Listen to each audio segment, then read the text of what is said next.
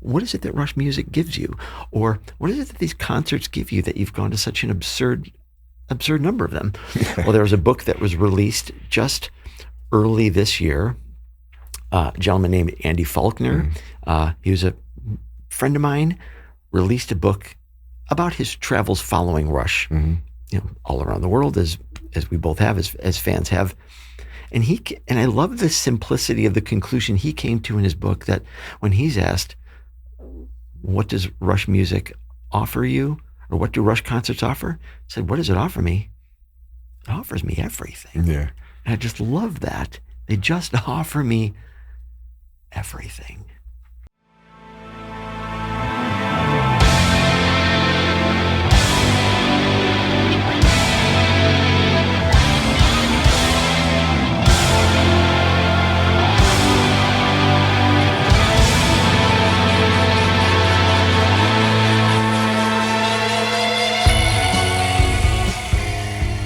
Hey there, music lovers. Welcome to Why Music Matters, a podcast where we examine the power and influence that music can wield in our lives. I'm your host, Jeff Miers. Way back on episode 12 of the podcast, I was joined by my friend, the musicologist, writer, historian, and archivist, Ray Wawrzyniak. Ray's main passion in life, aside from his family, is a beloved Canadian progressive music trio, Rush. As fellow Rush freaks, Ray and myself became fast friends after meeting about a decade back, bonding over discussions of the nuances of this dearly missed band's body of work.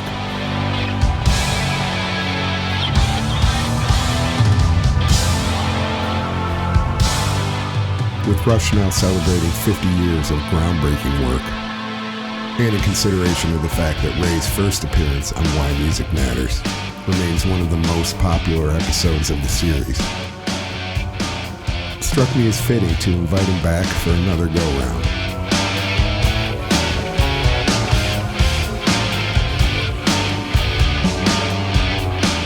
We discussed the various Rush-related projects Ray is currently involved in, the forthcoming debut of Rushfest Toronto, the Buffalo area's continuing love affair with this great Canadian band,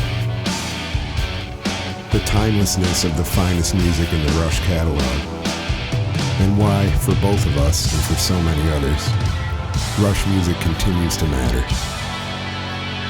Welcome back to Why Music Matters, Ray Wawrzyniak.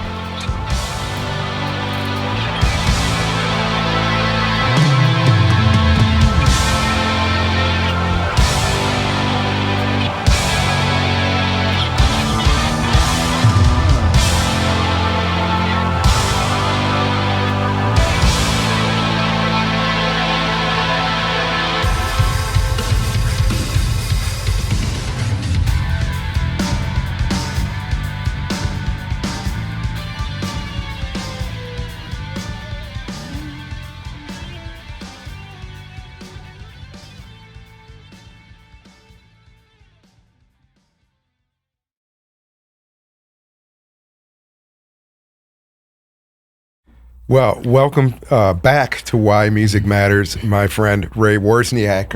I'm pronouncing it correctly. Thank you, indeed, yes. I worked on that for a long time, even though we've been friends a long time now. So have I. I'm still working on it. Well, you've done a good job.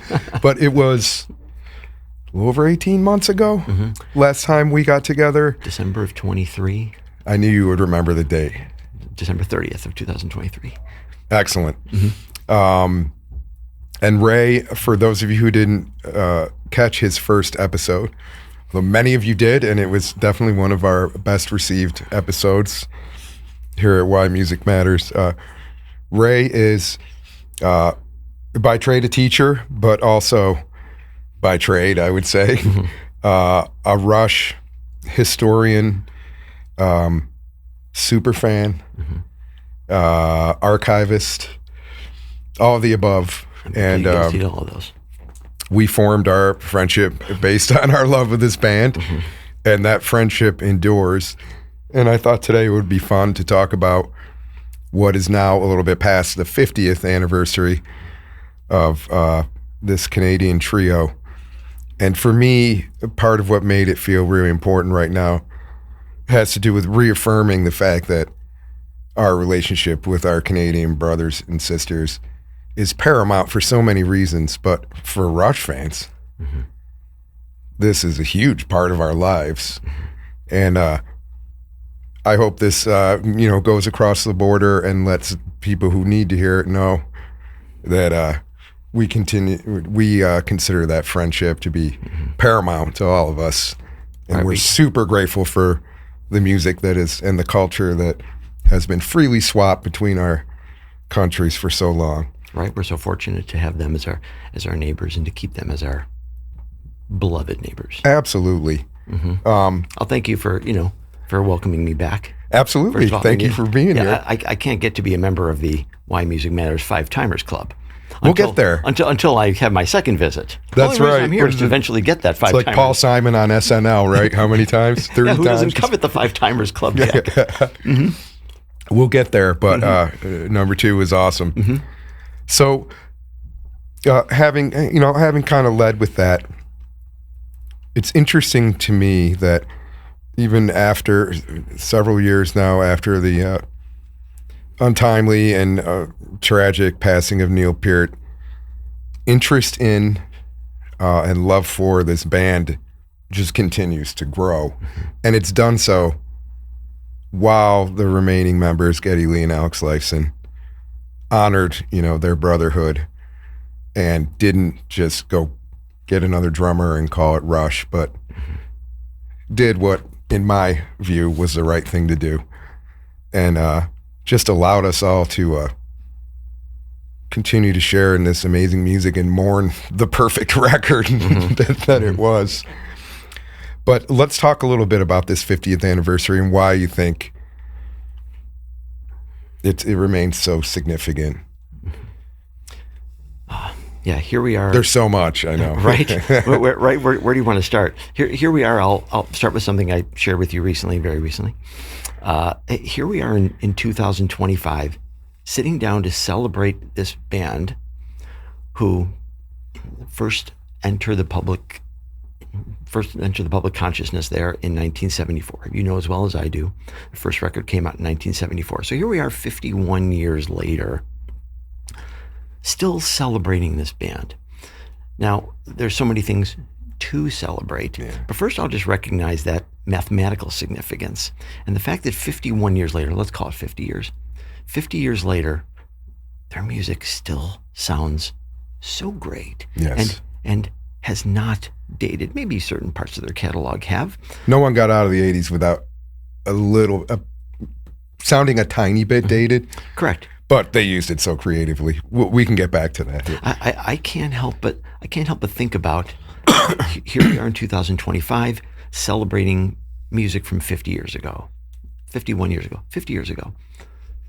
As I told you prior, when I was 16 years old, in 1982.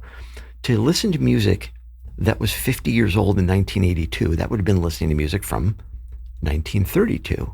And that music from 1932 to a 16-year-old kid just sounded like a completely different world. Yet here we are now doing just that, celebrating music from 50 years ago. That does not sound dated. That still has incredible resonance and is still being celebrated.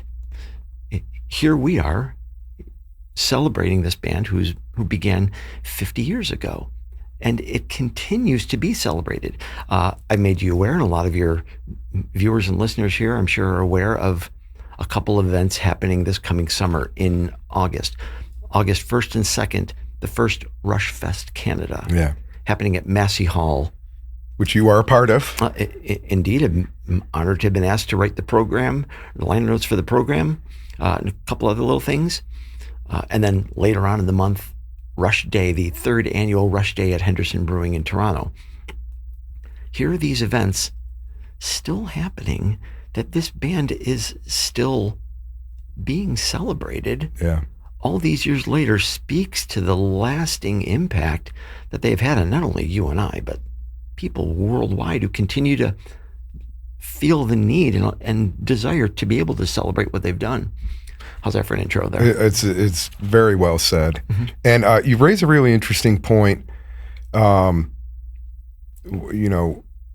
Music that endures beyond its immediate era. I think that's a big part of why we're still talking about this.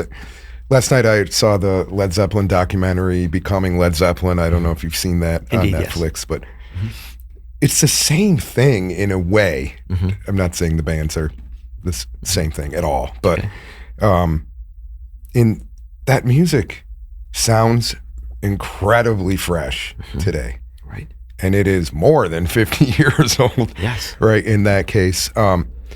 Part of that is the kind of visionary approach to production recording that applies to both Led Zeppelin and Rush, particularly from, say, Fly By Night forward, I think, where they really started becoming heavily involved in the production. It's also about the writing, and it is also about crafting a body of work that has, universal overtones. In other words, there are Rush songs that sound like lyric-wise could have been written about what we're going through right now. Territories comes to mind. Name 25 other ones. I'm sure you could. And for those are three big reasons, I think. And I'd like to get your comment on that, just on why the way that the albums were made, the recording, their construction. What is your thought on why that continues to resonate in the streaming age, when these records were not made for that age at all? Why it continues to resonate. Yeah, I love that. Now, oftentimes when a band has ended their career, people will talk about the fact that, well, the band is over, but their music lives on. Yeah. Now, within that, I've thought about the simplicity of that phrase when somebody says their music lives on. It's because their music has life. Yeah. Within 2112, the fourth chapter of 2112 in presentation, listen to my music and hear what it can do. There's something here as strong as life. I know that it will reach you.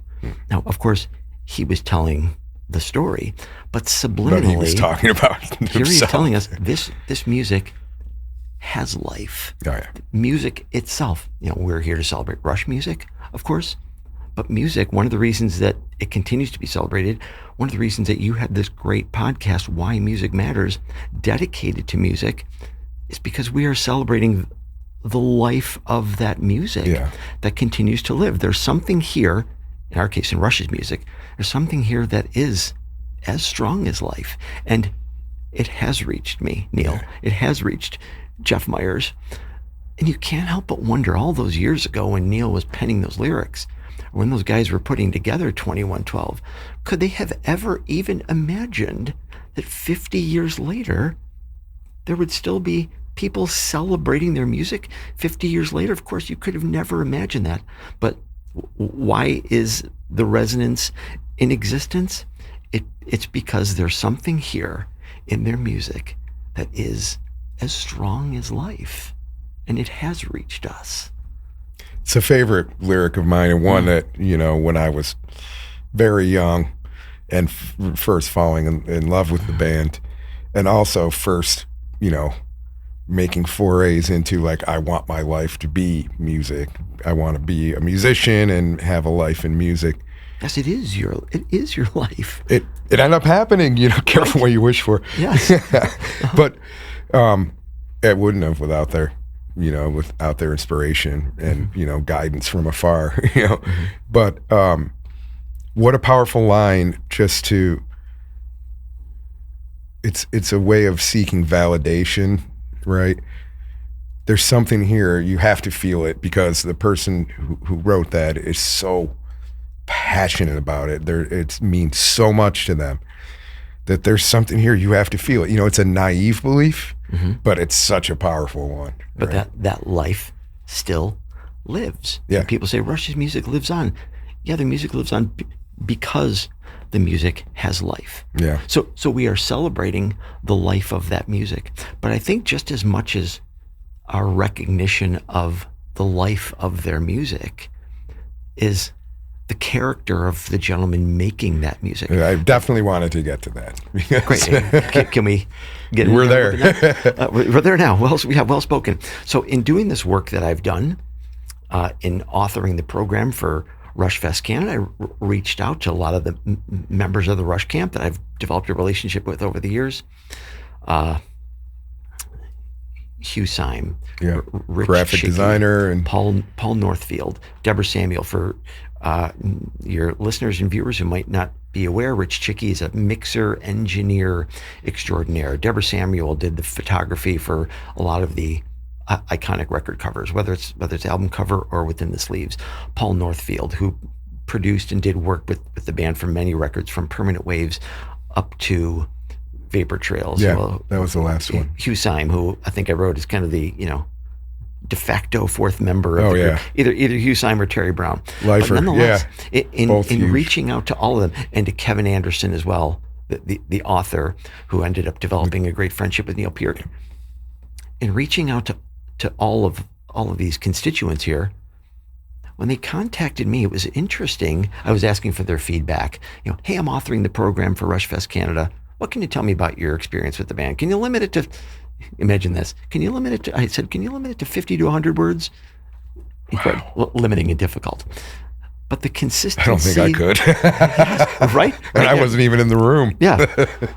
The consistency that was, that permeated each of their respective responses was not about how awesome any particular, the Mean Monkey Business is great. Yeah.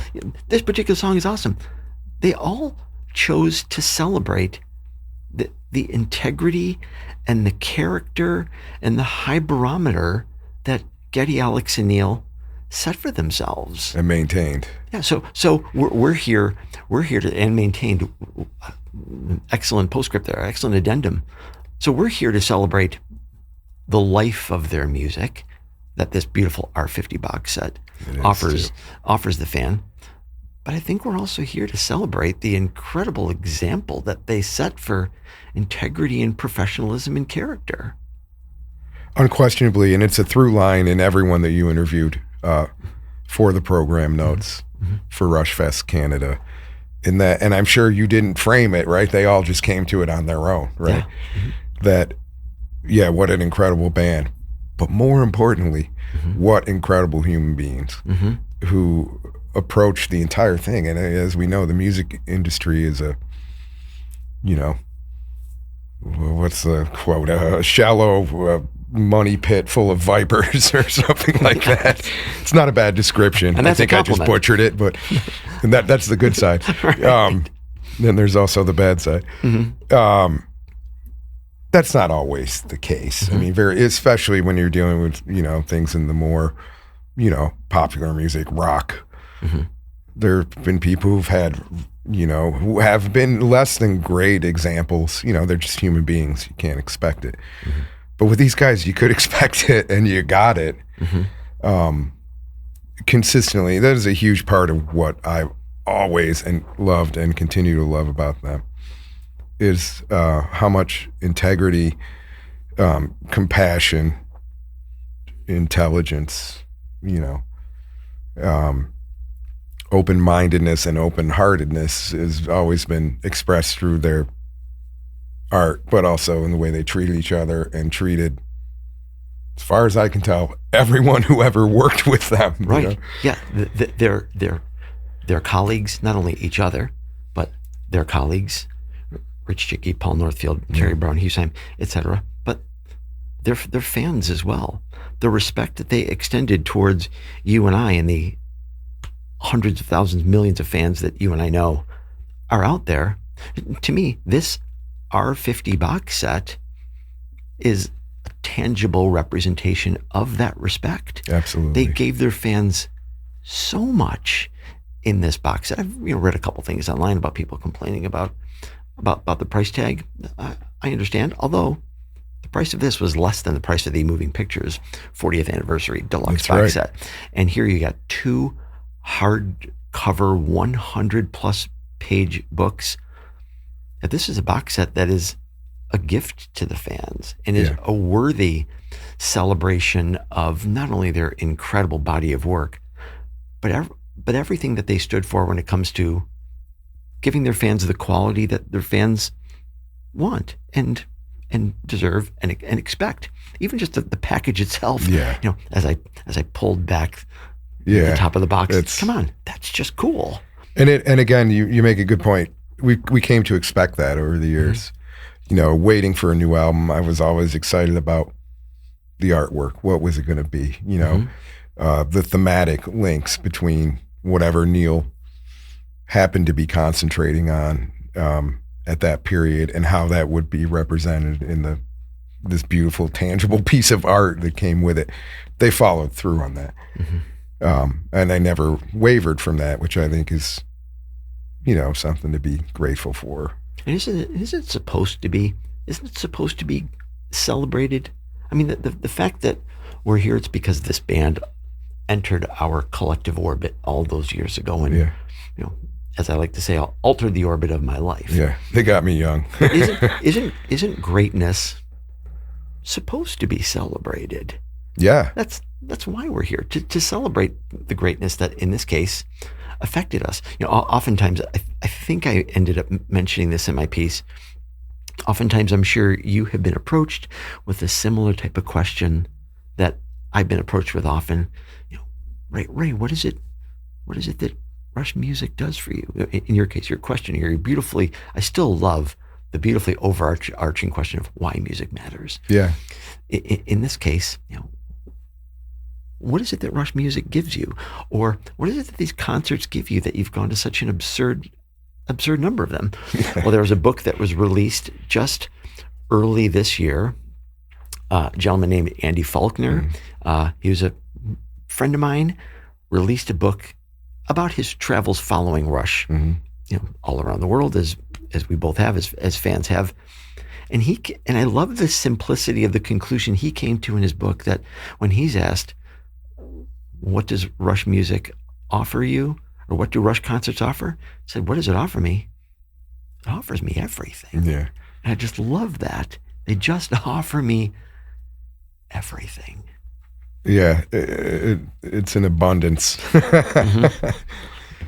One of the things that I'm not sure we talked about last time, but that I think has been a really kind of cool development is all of these, quote, reaction videos that are, so prevalent on YouTube. You might argue that it's become perhaps a little bit overkill.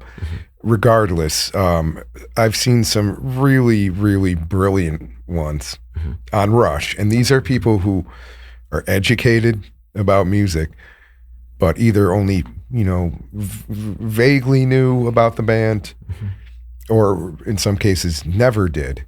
And watching them discover it, it's just such a joy to me, because I'm like, yep, wait for it. And you just see by the end of it, if music means much more to you than merely entertainment and is a huge part of your life, if you open yourself to this, you're going to feel some transformative power at play. And I've loved seeing that. And I think, I don't have hard numbers on this, but I strongly suspect that this has helped spread it to, younger generations, and also maybe different listenership, even in the post Rush actually existing as an active band universe, Don't you? Yeah, that person who's discovering Rush in these reaction videos. I talk about them like out of both sides of my mouth, kind of thing. On one hand, I'm envious. Imagine. I know. Imagine that 14-year-old kid who's picking up that first album and says, Moving Pictures, what is this? I've heard about this, knowing that he has this incredible catalog that just awaits him. Yeah. On the other hand, I can't help but wonder when some of these reaction videos are titled, drum teacher, drum expert hears Neil Peart for the first time. Oh, well, come on. If you're a drum expert, how are you just hearing Neil Peart for the first time at age 40? Come on. You have to have known of Neil Peart. You would think, but It is entirely possible. Right. Because, to turn the tables, there are probably a bunch of people, drummers that you aren't aware of, who have come out in the past 15 years. Good point. Who are considered, how do you not know about the drummer from Meshuggah or whoever it might be? Yeah. You know? Okay, good point. And I'm Good not saying that, we can, That's a both good point. say that. Yeah. Having been lucky enough to be around a lot of young musicians because of my son, it's been a joy to me. I was surprised. I'm like, you're a genius musician. You've never heard Frank Zappa before, and I get to play it for you for the first time, or Rush. Or I appreciate that perspective. And it is possible. There is a wide world of music out there that continues to evolve. And I'd like to make the point that loving a band like this and sticking with our love for them does not preclude us from discovering new music in any way. In fact, I think that was always part of the idea. Part of what I love about them is how open they always were to everything that was happening, and they were interested in how can this work its way into what we do, in an organic and natural way. And part of their genius for me is that they were always able to do that.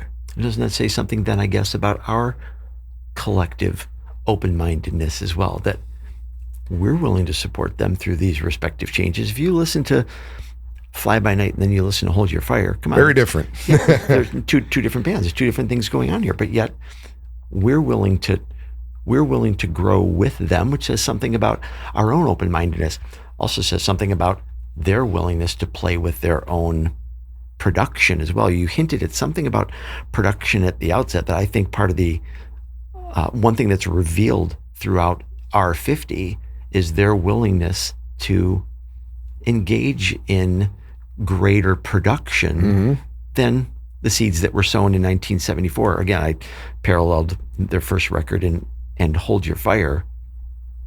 Their willingness to tinker with production and to consider all the new toys that were available as they grew spoke volumes about their willingness to continue to grow, which, how did that affect us? Well, I'm willing to grow with you. I'm willing to be open-minded as well. Right. Be challenged and be open to, evolving. but you know as well as I that this year we're celebrating, this is the 40th year of the release of Power Windows. Yeah. Now, that record really exposed their willingness and their desire to evolve and to lend and to give themselves over to what they could do in post-production. Yeah. Also revealed something about Neil lyrically. This is when he became, I think, a different lyricist. Yeah. You listen to a song like Emotion Detector. This is some of his best work. Which lent itself to the growth that became Open Secrets on the next record, that he became slightly more revealing, or dare I say vulnerable. So Power Windows was an important record in their ability to use post-production to continue to be a progressive rock band. That's right. And I'm glad you mentioned that. I don't know if you're aware of a great music journalist, someone I've become friendly with over the years, Anil Prasad. No. If you're interested in great music journalism, check out Anil, interviews.com, interviews.org. Sorry, my apologies. He is just masterful at interviewing people and really getting to the heart of the matter. But I once interviewed him about Rush because I knew he was a big fan. Okay. And he said to me, they're one of the few bands that is truly progressive. And he said, my favorite albums are Hold Your Fire and Power Windows, not necessarily what you'd expect, someone who also loves Genesis and King Crimson to say, because these were, these split the crowd in a way. I loved them immediately because I was already completely into their way of thinking. But not everyone was. But I agree with Anil in that is what progressive actually means. Evolving, continuing to progress. And to do so, you need to be open-minded and to take on new thought processes and new influences. And those two records that you mentioned really are emblematic of that. I like your reference to Territories as being so lyrically, hitting home lyrically in 2025. And you're right, you said there's 25 other songs.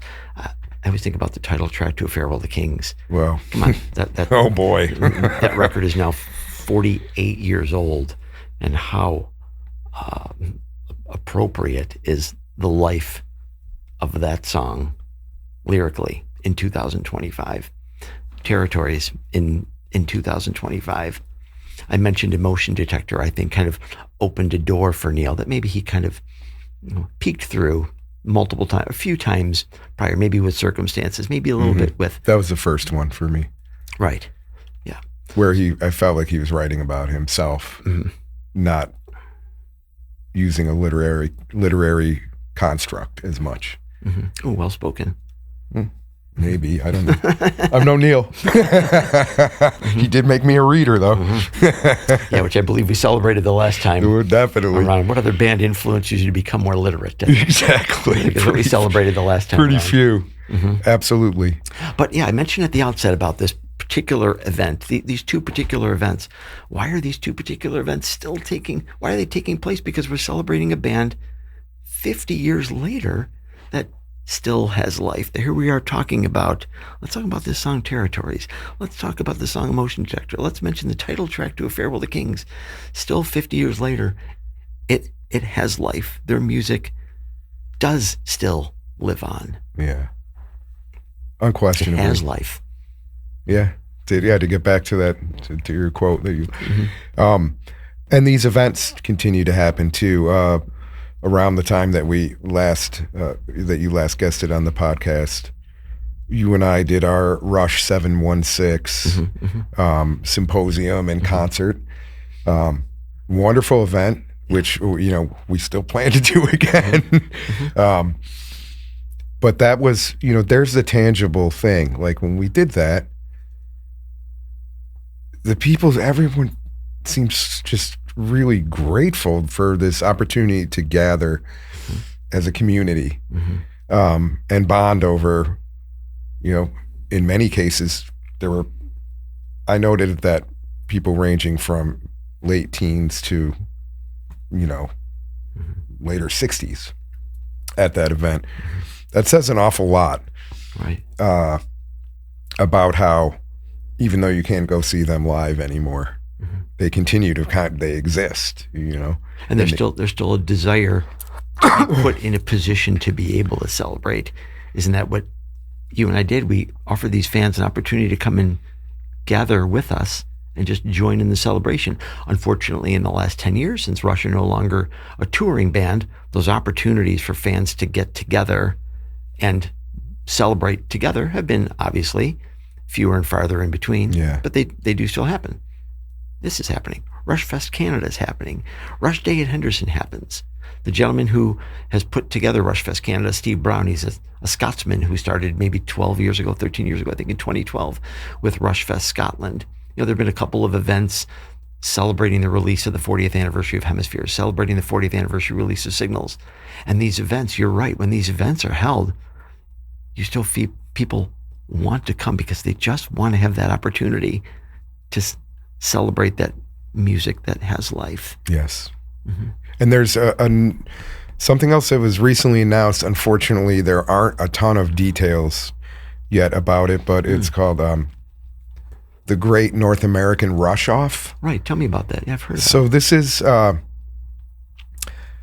and Reagan from 97 Rock, the classic rock station, radio station here in Buffalo. Got involved with the people who are trying to continue fundraising for the Lakeside Park project. And the pair of memorial statues commemorating Neil Peart's life in St. Catharines. And the rest of that park, they are hoping to raise money to help with that project, which again is like us extending a hand to our, Canadian neighbors, because if you're a Rush fan, there is no border. Correct. Ooh, well spoken again.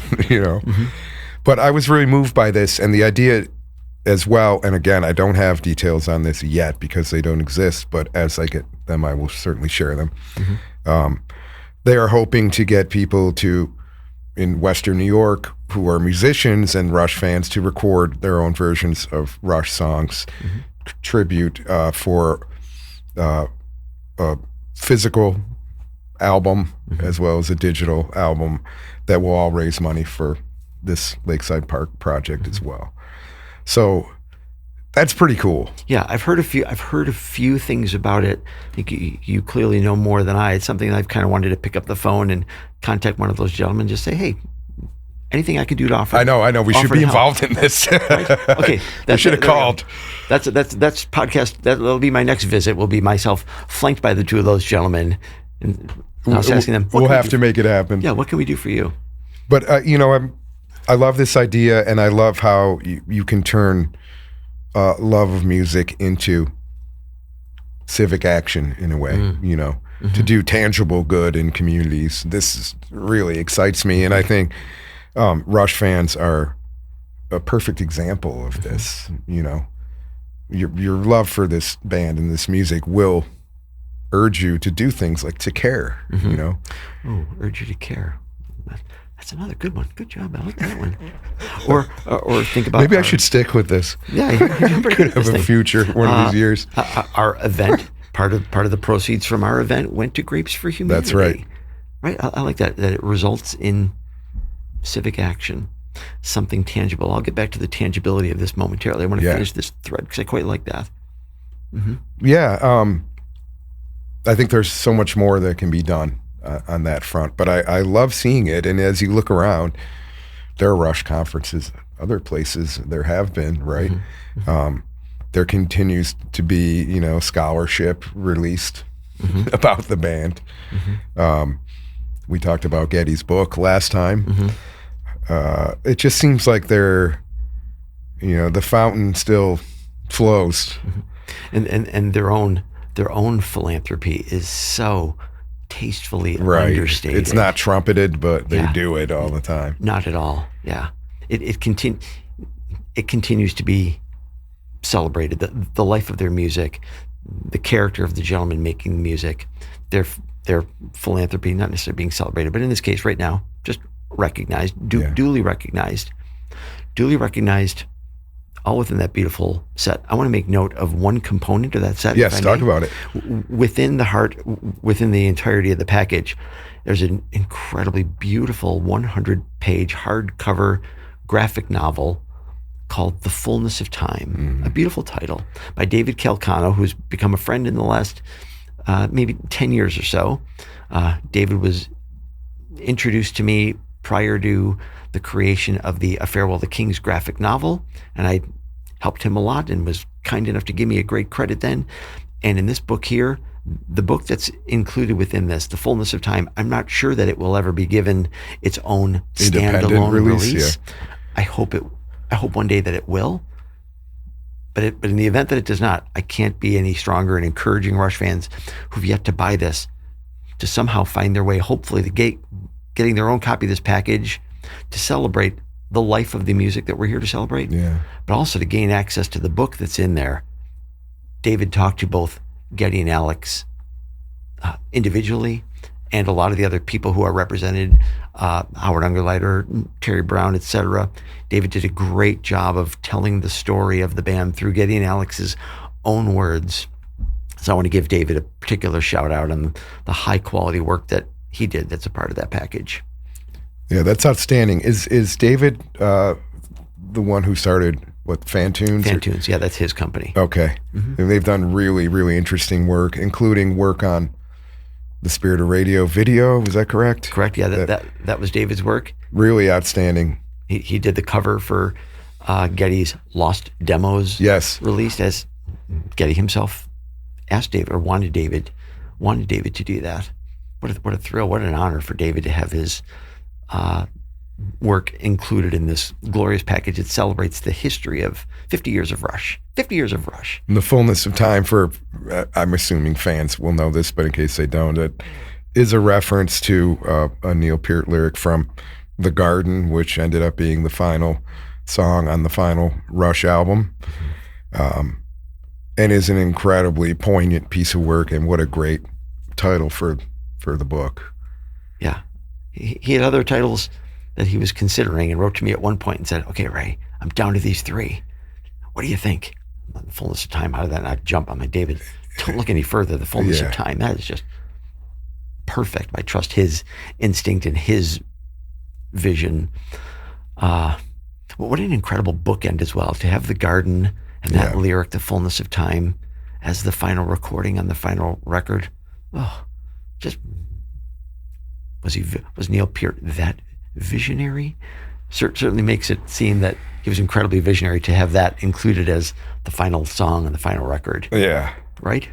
Yes. Mm-hmm. Yes, to the point where it was very hard to listen to for a while. Right. After he passed, And isn't that so? And other times when I've lost people I loved in my own life, very, these songs help you through all of that. Mm-hmm. They're there for you, Isn't Alex's solo in the garden so perfectly emotive? Well, that's to me, his brilliance in that he just isn't like, all right, here's my spot, let me show you my licks. Mm-hmm. He always told the story that was a commentary on what Neil was writing about. Mm-hmm. You can hear it in The Analog Kid, in Limelight, and yes, I was at Limelight, the pass, the camera. You can go on and on. Some of those solos there, Limelight, the pass, the garden, they're not a million notes per minute type solos. They're solos that are just so perfectly emotive, that perfectly capture the mood that the entirety of the song is trying to create. That is a real gift. Mm-hmm. That's like being an empath, so that's why he continued to be my guy. I mean, that's a rare gift, and it transcends. You have to work really hard, and you have to develop all of this in order to then put that to the side and open your heart. Yes. And to put on your storytelling hat rather than your ego hat. But his best playing is so drenched in pathos, like it couldn't be better. You can't imagine it being any different. Do you feel that, whether it's Alex Lifson or Joe Schmo, that a musician who's so willing to reveal himself musically the way that Alex did in those respective solos, doesn't that say something about that particular person's character? There's no question in my mind that it does. Yeah, that he must be that emotional or that deep, I'll say, to be able to produce something that is that emotive. You can't produce something like that if it's not in you to begin with. That's a fact. What does that say about his own depth of character? Yeah, it says a lot to me, obviously to you too. Yeah. And I also think, it says a lot about how respect for each other, started. Then that respect was shared with the audience as well. But the respect for each other in that trio was obviously immense, because it was never about me, it was about we, in that band. And that's a big part of the reason that all the parts are so perfect together. Yeah. It was not an ego. Is it something that all these years later as well, there's been so many books that have now been written and so much time has been dedicated to writing about the band and discussing the band, but still we feel like there's more still to say. Yeah. That we still want to continue to talk about it. Our poor wives. Yes, indeed, yes. Hear what it can do. I started off by saying, by quoting the lyric from 2112's presentation, the 4th chapter, listen to my music and hear what it can do. And that's what we just did here. Yeah. Look, I don't know, should I say, listen to my music and look what it has done. Yeah. Yeah. Made manifest. Mm-hmm. Well, it feels like we went full circle, and I look forward to next year when we do this again. Because I can't get to the 5 Timers Club till I get my 3rd. That's right. We got to keep chipping away at it. I hope we will revisit Rush 716 here in Buffalo again. We will. Great. And we'll certainly talk about that more. But Ray, I appreciate, this says a lot about the band too. Our friendship grew out of this, and I think we're going to be friends for the duration. So it's another thing I'm grateful to this band for. And I appreciate you being here. I'm so thankful that you asked me back. Thank you for asking me back. Hell yeah. thank you for the creation of this beautiful podcast. Why Music Matters is a great theme. I enjoy watching yourself. I'm thankful to Joe and Harry for hosting us here in this beautiful room. You're the best. Yeah, thank you so much, Jeff. All right, keep on keeping on, Ray, and keep cranking Rush. Mm-hmm. I know you're not going to stop. Mm-hmm. Thanks, brother. Happily. Today's episode of Why Music Matters is brought to you by 42 North Brewing Company. 42 North believes in listening locally and drinking locally. If you're out at a live music venue, ask for 42 North. And if you're a venue owner, you might want to think about adding 42 North to your lineup of taps. And maybe I'll see you out there at a gig. If so, maybe I'll buy you a 42 North Borderland or a Day Trekker. First one's on me.